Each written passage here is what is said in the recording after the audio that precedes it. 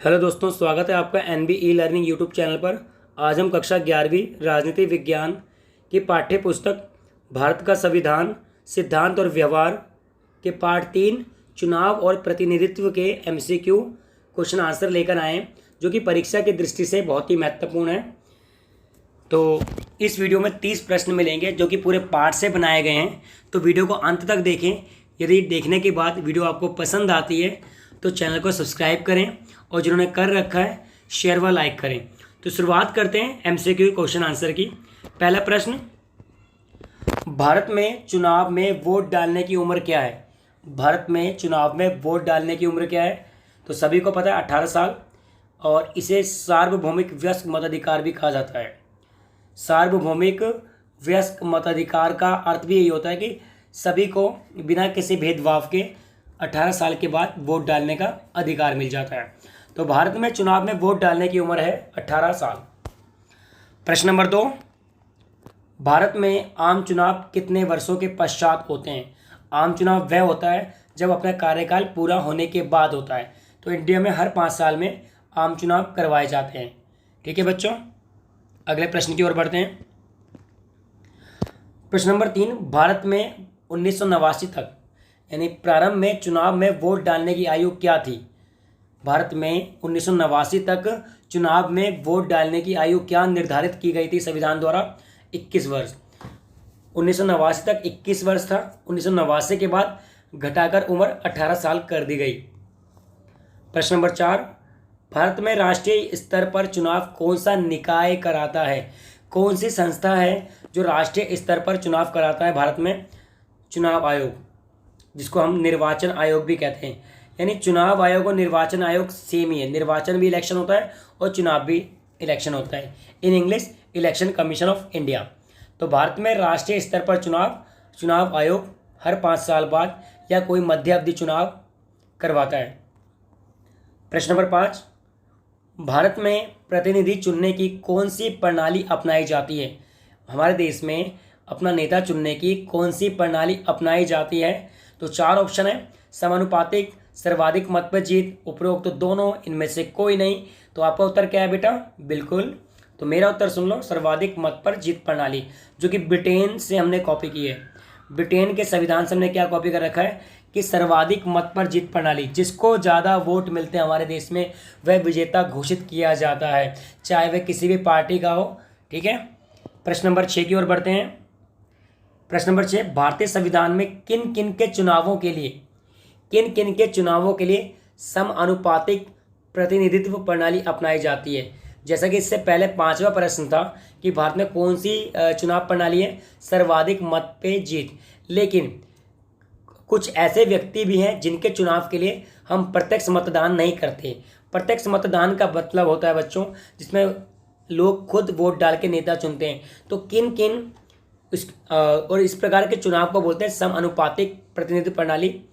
तो हमारे देश में राष्ट्रपति, उपराष्ट्रपति, राज्यसभा और विधान परिषद, इन तीनों के सदस्यों का चुनाव समानुपातिक प्रतिनिधित्व प्रणाली से होता है। यानी इसका उत्तर है उपरोक्त सभी। भारत देश में संविधान में ये लिखा हुआ है कि इन पदों के लिए समानुपातिक प्रतिनिधित्व प्रणाली अपनाई जाए। प्रश्न नंबर 7, समानुपातिक प्रतिनिधित्व प्रणाली निम्न में से किस देश में अपनाई जाती है? तो इजराइल में भी और नीदरलैंड में भी। यानी आपका उत्तर सी, उपरोक्त दोनों। तो इजराइल और नीदरलैंड में समानुपातिक प्रतिनिधित्व प्रणाली अपनाई जाती है। परीक्षा की दृष्टि से आप प्रश्न को ध्यान से देखें और साथ में उत्तर को, जो गलत ऑप्शन है उसको ना देखें, क्योंकि वो गलत ऑप्शन दूसरा भी हो सकता है परीक्षा में। और एक और चीज़ बताना चाहता हूँ, सर्वाधिक मत प्रणाली तो आपको पता ही है, जिसको ज़्यादा वोट मिले वो जीत जाता है। लेकिन समानुपातिक प्रणाली क्या होती है कि उस समय वोट किसी व्यक्ति को नहीं देकर पार्टी को दिया जाता है। जैसे मान लो 100 सीटें हैं, ठीक है, और 3 पार्टियां हैं, जैसे बीजेपी हो मान लिया आपने, कांग्रेस मान लिया और आम आदमी पार्टी मान लिया। इन तीनों ने अपने 100 कैंडिडेट उतारे। ठीक है, 100 कैंडिडेट उतारे। अगर और चुनाव जो होता है समानुपातिक में पार्टी के नाम पर लड़ा जाता है, ना कि व्यक्ति के नाम पे। तो बीजेपी को मान लो 75 वोट मिले, कांग्रेस को 15 और इसको 10 मिले, तो इसका मतलब 100 में से 75 जो नेता हैं वो बीजेपी के होंगे। वो कैसे होंगे कि अब बीजेपी भी 100 में से 75 को कैसे चूज करेगी, रैंक के हिसाब से डिसाइड कर देगी अपने नेताओं को। सभी पार्टी अपने 100 नेताओं की लिस्ट जारी कर देगी। अगर बीजेपी पार्टी को 75 सीटें मिली तो 75 नेताओं को जीत मानी जाएगी। ऐसी 100 में से 15 कांग्रेस और 10 आम आदमी पार्टी।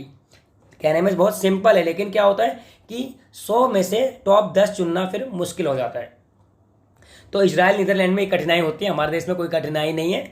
तो क्वेश्चन से आगे बढ़ते हैं।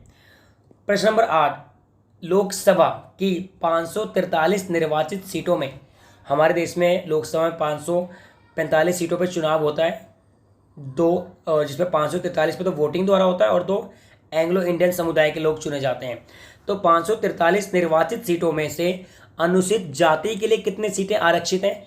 तो इसका सही उत्तर है 84 सीटें। यानी लोकसभा की 543 सीटों में जो चुनाव होता है उनमें से 84 लोगों पर अनुसूचित जाति के लोग चुनाव लड़ सकते हैं। प्रश्न नंबर 9 की ओर बढ़ते हैं। प्रश्न नंबर 9 है, लोकसभा की 543 निर्वाचित सीटों में अनुसूचित जनजातियों के लिए, यानी वो एससी था और ये एसटी, तो कितनी सीटें हैं? 47। तो याद रखना है, महत्वपूर्ण प्रश्न है कि अनुसूचित जाति के लिए 84, अनुसूचित जनजाति के लिए 47 सीटें आरक्षित कर रखी हैं लोकसभा के चुनाव में। प्रश्न नंबर 10 बहुत ही महत्वपूर्ण है।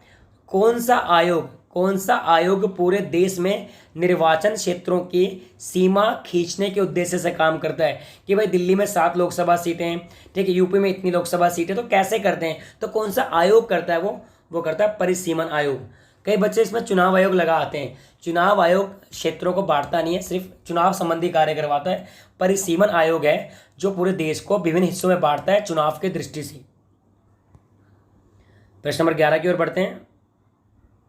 11वां प्रश्न कह रहा है कि लोकसभा व विधानसभा के चुनाव में किसी भी नेता को खड़े होने की न्यूनतम आयु क्या है?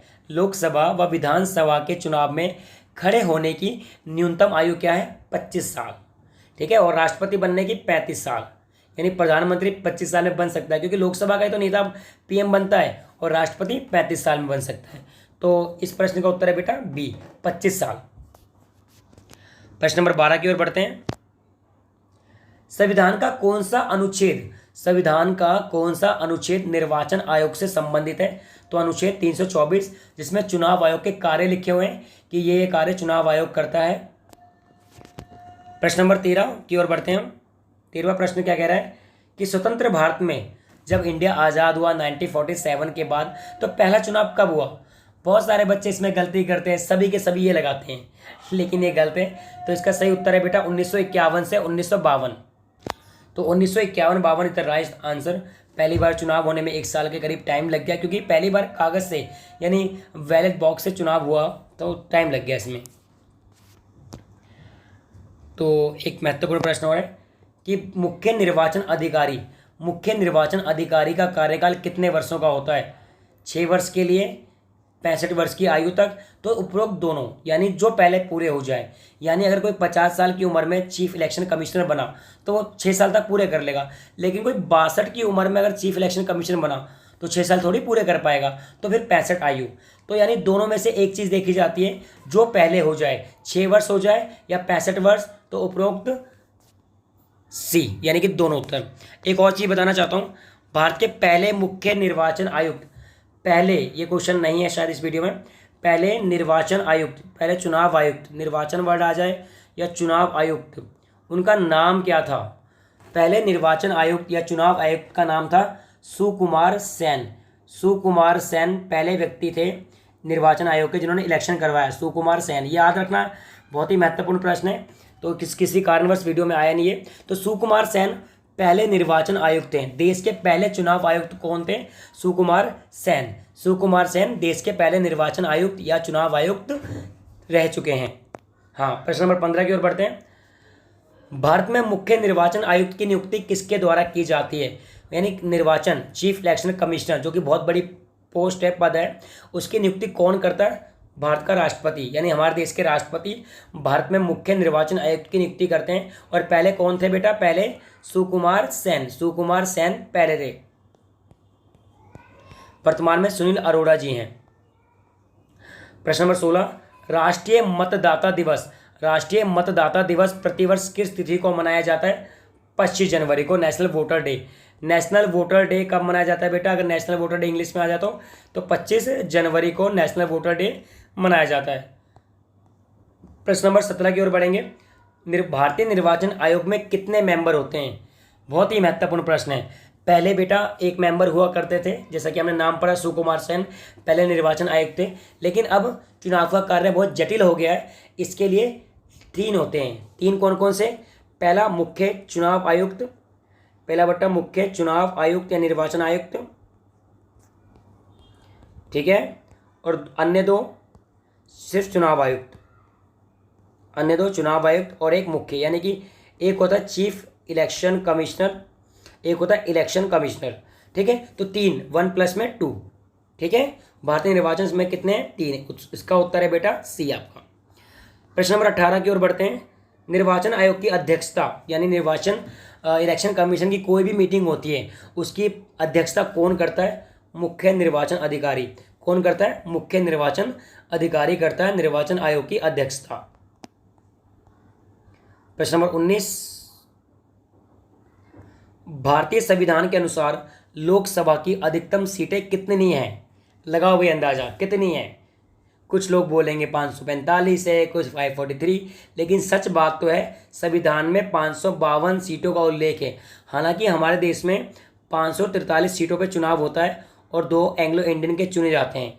कहें तो वर्तमान में 545 ही लोकसभा के सदस्य चुने जाते हैं। एमपी 545 चुने जाते हैं, परंतु संविधान में 552 भी बताया गया कि 552 मैक्सिमम हो सकते हैं।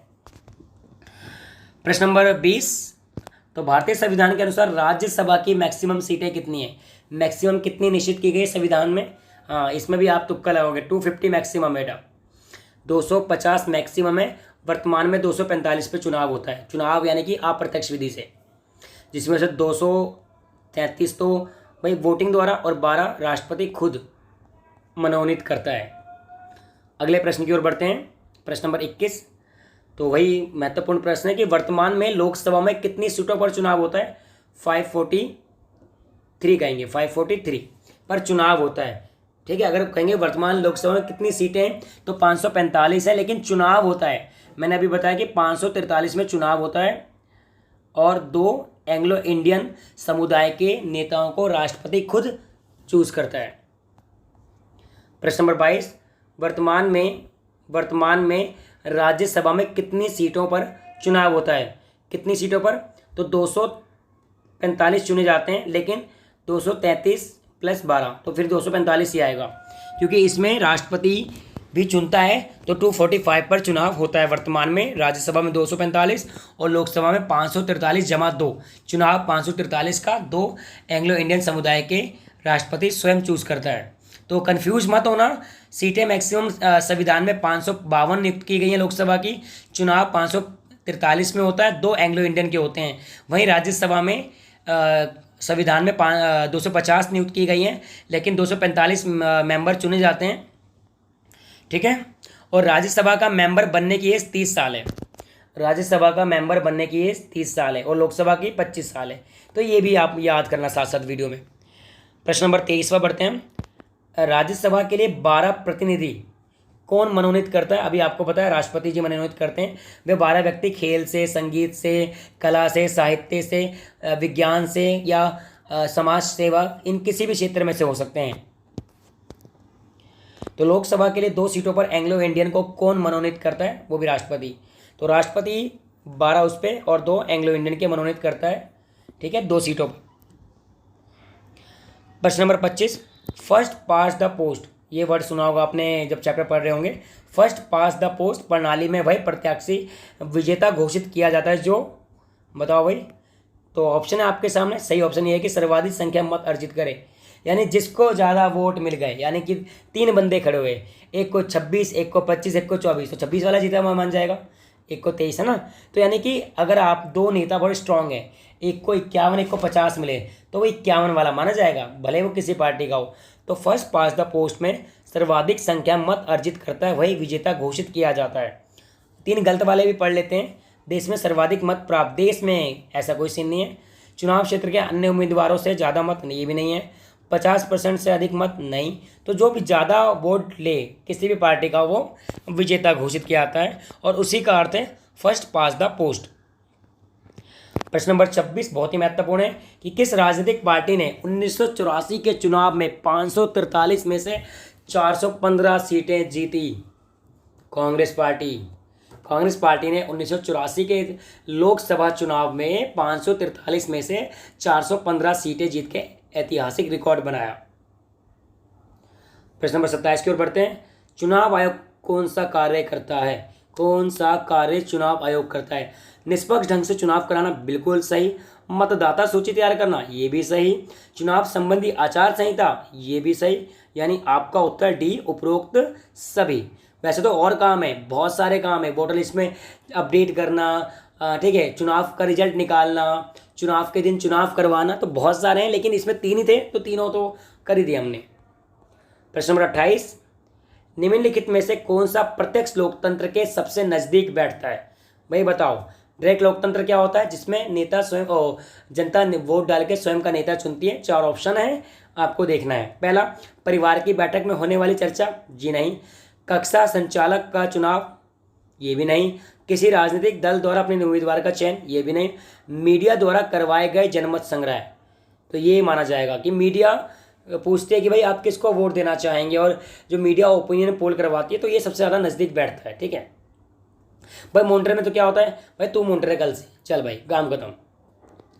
प्रश्न नंबर 29, कौन सा कार्य चुनाव आयोग नहीं करता? मतदाता सूची तैयार करवाता है, जी करवाता है। उम्मीदवारों का नामांकन, बिल्कुल ठीक है। मतदान केंद्रों की स्थापना तो, और आचार संहिता लागू करना, बिल्कुल सही। मतदान केंद्रों की स्थापना चुनाव आयोग नहीं कराता। क्या लिखा है? चुनाव आयोग नहीं करवाता। तो कौन सा काम नहीं करवाता? तो वही सारे करवाता है। मतदान केंद्रों की स्थापना नहीं करवाता। ये कौन करवाता है? ये एसडीएम करवाते हैं। कौन करवाता है बेटा? एसडीएम लोग करवाते हैं मतदान केंद्रों की स्थापना करना। तो मतदान केंद्रों की स्थापना, आचार संहिता लागू करता है, उम्मीदवारों का नामांकन, ठीक है। नहीं नहीं नहीं नहीं नहीं, सॉरी, क्वेश्चन थोड़ा गलत है बेटा, मैं इसको ठीक करता हूँ। कौन सा कार्य चुनाव आयोग नहीं करता? उम्मीदवारों का नामांकन नहीं करता बेटा। ये करता, क्योंकि उम्मीदवारों का नामांकन कौन करता है? पार्टी करती है ना, कि भाई इसको ये सीट दी जाती, इसको हम चुनाव लड़वा रहे हैं, ठीक है। फिर उम्मीदवारों के नामांकन पत्र भरने का काम करवाता है चुनाव आयोग। नामांकन पत्र जमा करता है अपने पास, पर नामांकन नहीं करवाता, ठीक है। प्रश्न नंबर 30 की ओर बढ़ते हैं। तीसरा प्रश्न है कि निम्नलिखित में से कौन सी बात राज्यसभा लोकसभा के सदस्यों के चुनाव की प्रणाली में समान है? यानी कौन सी ऐसी बात है जो राज्यसभा में भी फॉलो होता है और लोकसभा में फॉलो होता है? तो 18 वर्ष से ज़्यादा की उम्र, हर नागरिक मतदान करने योग्य है, बिल्कुल सही है। तो विभिन्न प्रत्याशियों के बारे में मतदाता अपनी पसंद की वृत्तों क्रम में रख सकता है। प्रत्येक मत का सामान्य मूल्य होता है, ये ज़्यादा महत्वपूर्ण है कि हर वोट का सामान्य वैल्यू, चाहे बूढ़ा डाले, चाहे जवान, चाहे बच्चा। तो राज्यसभा और लोकसभा, क्योंकि राज्यसभा में बेटा वोटिंग नहीं करते हम, और ना ही अपने वो लोकसभा में तो करते हैं सब कुछ काम, लेकिन राज्यसभा में हम राष्ट्रपति नहीं चुनते ना कभी, हमेशा प्रधानमंत्री चुनते हैं या एमपी चुनते हैं। तो प्रत्येक मत का समान मूल्य होता है, ये दोनों में बात शामिल होती है। तो कमेंट करके जरूर बताएं वीडियो कैसी लगी, और एनबी लर्निंग के साथ जुड़े रहिए।